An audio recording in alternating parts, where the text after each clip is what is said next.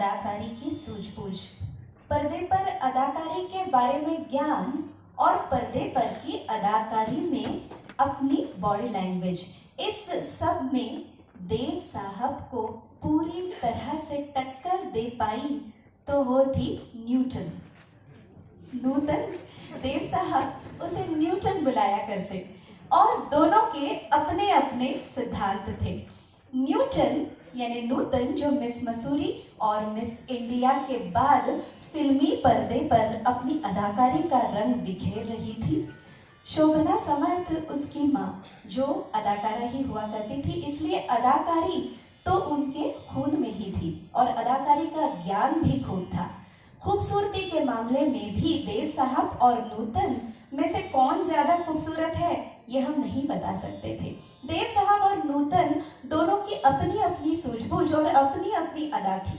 देव साहब ये मानते थे कि पर्दे पर कैमरा के एंगल को सेट करने के बाद ही अदाओं को कैमरा के सामने पेश किया जाए।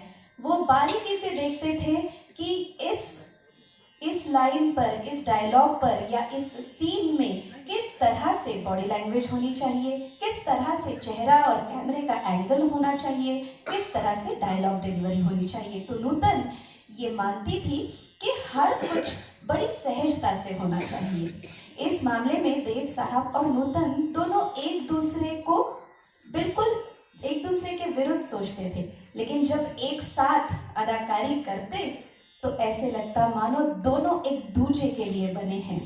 मंजिल, बारिश, तेरे घर के सामने और पेइंग गेस्ट। पेइंग गेस्ट की बात होते ही हम जानते हैं कि आपके मन में कई सारे गीत आए हैं।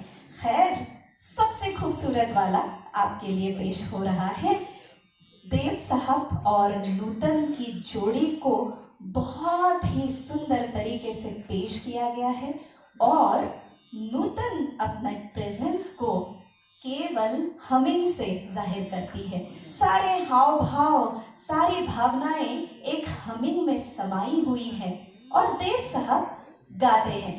तो ये हमिंग और गीत, इसका ब्यूटीफुल कंपोजिशन एस.डी. बर्मन यानी दादा बर्मन ने कुछ इस तरह से किया है कि आशा जी ने सारी भावनाएं बस उस हमिंग में डालकर कितना खूबसूरत गीत उभर कर आया है। आप जानते हैं ना गीत कौन सा है? देखिए,